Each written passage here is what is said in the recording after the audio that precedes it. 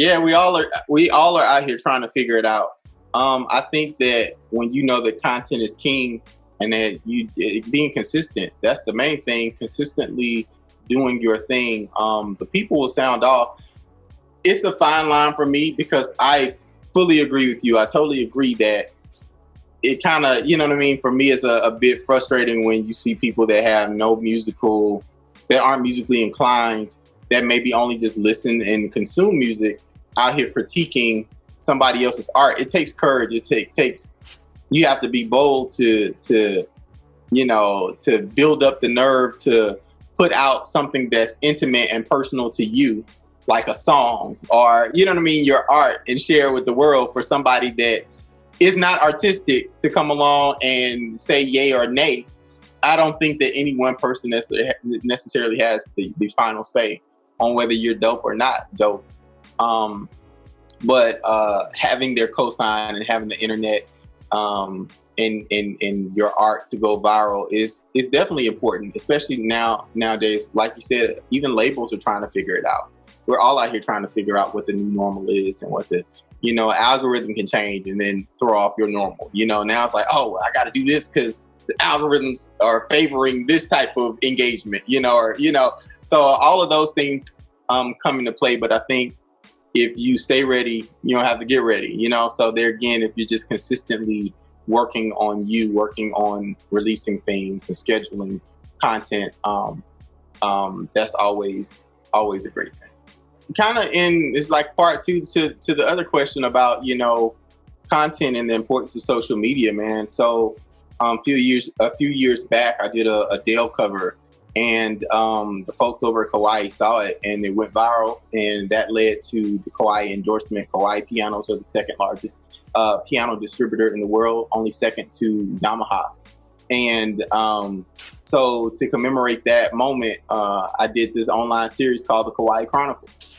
And all of those videos just went viral. You know what I mean? Like from having one of the videos be on World Star Hip Hop to, the first video of my cover of Miguel's Adorn having over, 1 million plus, might be at 2 million views at this point. Like it's crazy how the internet blew up. But also what I encourage people to do is that's an example of how social media can really like change the trajectory of your career.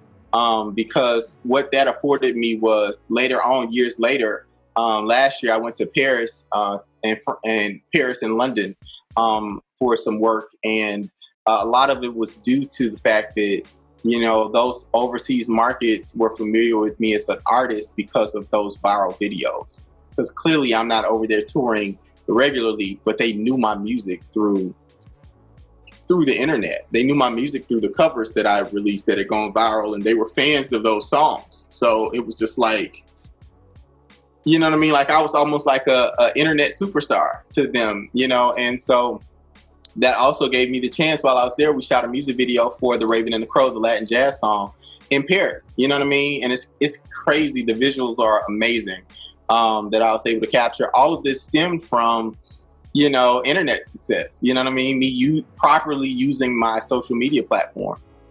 So there again, like I just want to encourage people because, I think sometimes you can look at, we see so many examples of people that have literally, their break into the industry was through their social media pages. You know what I mean? So, and that doesn't mean that that's how success looks for everyone. But I think that it also is a way that you can measure, like, am I putting out enough stuff? Like you can at least look at them as a blueprint or one way to success. And so, it's really important. And it's really an advantage because, back in the day, prior to social media, an artist had to go through certain channels to be heard. And now you can really create your own empire on your own platforms. I will say early on, I liked science. I didn't love math. Math was cool, but I was a science guy. But they say that musicians typically are better at math and science. So I don't know why, but I was just more intrigued by science. But I don't really think about music.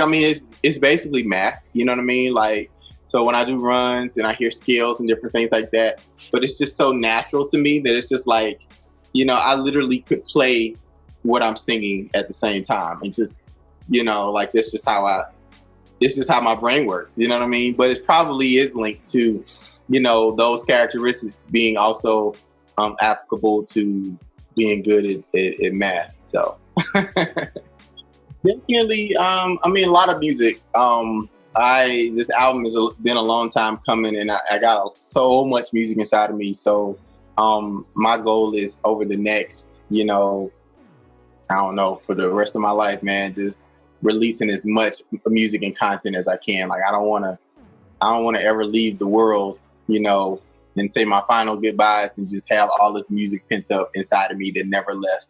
So I will say that, you know, you can expect the album Stained Glass Windows. Of course, the single is available now. People can go out and stream it, add it to your playlist, save it, purchase it, download it. More visuals coming. So I'm definitely planning on a actually official music video for I Belong Here. Of course, #Hope is coming.